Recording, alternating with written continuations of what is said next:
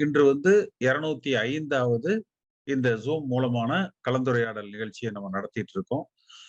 இன்று நம்ம பேச இருக்கிறது அதிமுகவை பிளப்பதற்கு, பிரிப்பதற்கு, வலிமை இழக்க செய்வதற்கு திமுக, பாரதிய ஜனதா கட்சி இரண்டுமே முயற்சி செய்து கொண்டிருக்கிறார்கள். வலிமையான அதிமுக இருந்தால் சட்டமன்ற தேர்தலில் திமுக ஜெயிப்பதற்கு சிரமமாக இருக்கும். வலிமையான அதிமுக இருந்தால் நாடாளுமன்ற தேர்தலில் அதற்கு பிறகும் பாரதிய ஜனதா கட்சியை வளர்த்தெடுப்பதில் அவர்களுக்கு சிரமம் இருக்கும் என்கிற காரணத்தினால அவர்கள் அதிமுகவை பலம் இழக்க செய்வதற்கான எல்லா முயற்சிகள்லையும் ஈடுபட்டு கொண்டிருக்கிறார்கள். ஆனால் இது புரியாமல் திரு இபிஎஸ், திரு ஓபிஎஸ் இரண்டு பேருமே தங்கள் சுயநலத்திற்காக, இப்ப ரெண்டு பேருமே ஏதேனும் ஒரு பெரிய கொள்கை மாறுபாடுகளோ, கொள்கை வேறுபாடுகளோ, கொள்கை பிரச்சனைகளோ இல்லை. இவருக்கு பதவி வேணுமா, அவருக்கு பதவி வேணுமா, யாருக்கு முதல் நிலை என்பதுதான். அதுல ஒரு இடம் பார்த்தீங்கன்னா, எடப்பாடி பழனிசாமி அவசரப்படுகிறார் ஒற்றை தலைமைக்கு. வருகிற நாடாளுமன்ற தேர்தலில் அதிமுக 40ஐயும் வென்றெடுத்து விட்டு இந்த முயற்சியை ஒருவேளை அவரது தலைமை தொண்டர்களால், மக்களால் ஏற்கப்பட்டிருந்தால் அன்றைக்கு ஒரு முடிவு எடுத்திருக்கலாம். ஆனால் இப்பொழுது அவர் சில சுயநலமான முடிவுகளை எடுத்திருக்கிறார். அதாவது 10 மாவட்ட செயலாளர் முன்மொழியணும், 10 மாவட்ட செயலாளர் வழிமொழிய வேண்டும், 5 ஆண்டு காலம் தலைமை கழகத்துல பொறுப்பாளராக இருந்திருக்க வேண்டும்.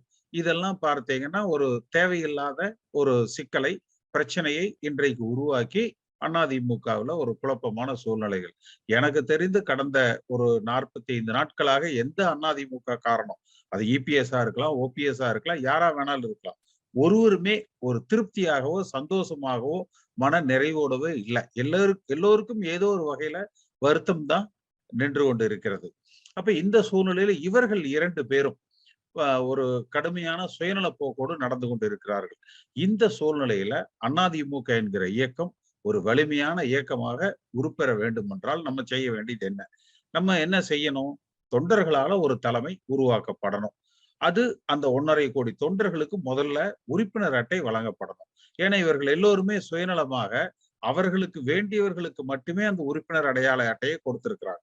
இன்னும் எல்லா அதிமுக தொண்டர்களுக்கும் அந்த உறுப்பினர் அடையாள அட்டை போய் சேரல. அது போய் சேரணும்.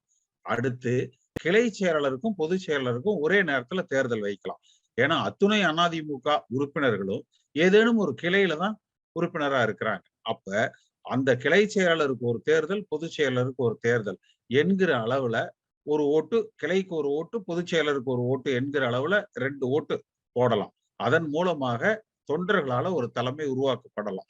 ஒருவேளை அதற்கு போட்டி இல்லாம எல்லோரும் யாரோ ஒருவரையே கூட ஏற்றுக்கொள்ளலாம். ஆனால் என்னுடைய வாதம் என்னன்னா, அந்த தொண்டர்களுக்கு புரட்சித் தலைவர் எம்ஜிஆர் அவர்களும் அம்மா அவர்களும் கொடுத்திருக்கிற அந்த உரிமை பறிக்கப்படக்கூடாது. அதே போல பாரதிய ஜனதா கட்சி போன்ற மதவாத சக்திகளை தமிழகத்துல கால் ஊன்ற அதிமுக அனுமதிக்க கூடாது.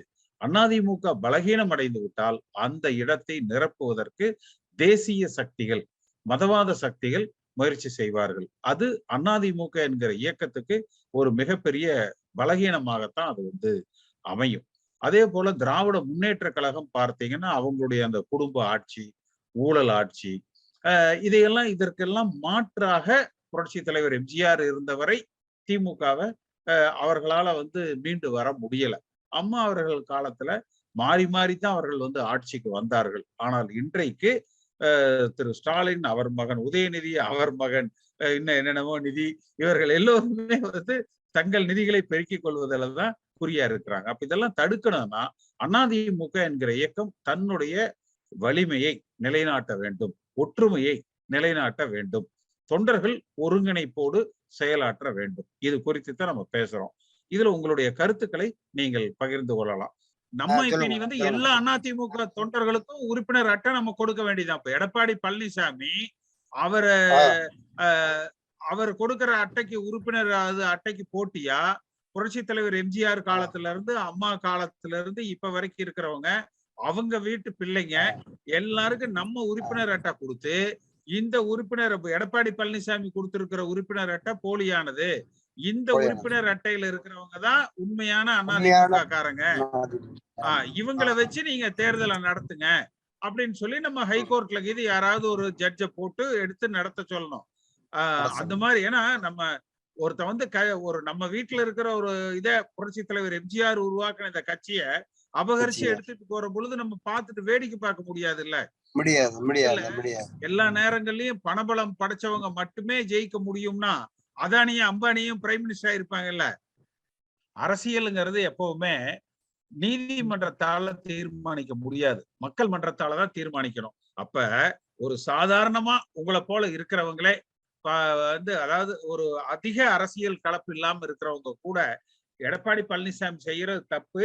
தன்னோட பணபலத்துல சாதிய பலத்துல நீதிமன்றத்தை எல்லாம் கையில போட்டுக்கிட்டு ஒரு கூட்டத்தை தயாரிச்சு எம்ஜிஆர் கட்சி சார். அதிமுக வந்து எனக்கு ஜெயலலிதா அம்மாவுடைய அட்மின் பவர் எனக்கு ரொம்ப பிடிக்கும் சார். அப்ப அந்த கட்சியினுடைய வாக்காளர்கள் அதிமுக தொண்டர்கள் ஒருங்கிணைந்து மக்களை திரட்டித்தான் நம்ம இந்த மாற்றத்தை கொண்டு வரணும். ஏன்னா அந்த வழக்கமா கோயம்புத்தூர்ல இருந்து நடத்துவோம், அங்க இதுக்குண்டான எல்லா செட்டப்பும் இருக்கு. சென்னையில இருந்து இது பேசுறதுனால கொஞ்சம் சிரமம், அந்த வாய்ஸ் நெட்டு கனெக்டிவிட்டி இதெல்லாம் சிரமம் இருந்தது. ஆனா அந்த சிரமங்களை எல்லாம் தாண்டி ஒரு 22 பேர் தங்கள் கருத்துக்களை சொல்லியிருக்காங்க. அவர் கனடால இருந்து கூட அவர் தகடூர் சம்பத் அவர் பேசியிருக்காரு. நிச்சயமா நம்முடைய கருத்துக்கள் வந்து எல்லா மட்டத்திலையும் தொண்டர்களாலதான் அதிமுக தலைமை தேர்ந்தெடுக்கப்பட வேண்டும் என்பது வந்து வலிமையாக இருக்குது. அதை நோக்கி தொண்டர்கள் பயணிக்கிறாங்க, அதிமுக வாக்காளர்கள் பயணிக்கிறாங்க. அதை ஒருங்கிணைக்க இருக்கு நிகழ்ச்சி. அடுத்தடுத்த நிகழ்ச்சிகள்ல நம்ம ஒன்று திரட்டி இதை ஒரு மாபெரும் தொண்டர் சக்தியாக அம்மா காலத்துல புரட்சி தலைவர் எம்ஜிஆர் காலத்துல இருந்ததை போல ஒரு வலிமையான அதிமுகவை நம்ம உருவாக்குவோம். இந்த நிகழ்ச்சியில கலந்து கொண்டு உங்கள் அத்தனை பேருக்கும் என்னுடைய மனப்பூர்வமான நன்றி. இந்த காணொலியை காணும் தமிழ் உள்ளங்களுக்கு ஒரு அன்பான வேண்டுகோள். சேனலை சப்ஸ்கிரைப் பண்ணிட்டீங்களா? பண்ணலனா மறக்காம சப்ஸ்கிரைப் பண்ணுங்க. சப்ஸ்கிரைப் பட்டனையும் பெல் ஐக்கனையும் உடனடியாக கிளிக் பண்ணுங்க. உங்கள் அன்பும் ஆதரவும் என்றைக்கும் எங்களுக்கு தேவை. நன்றி.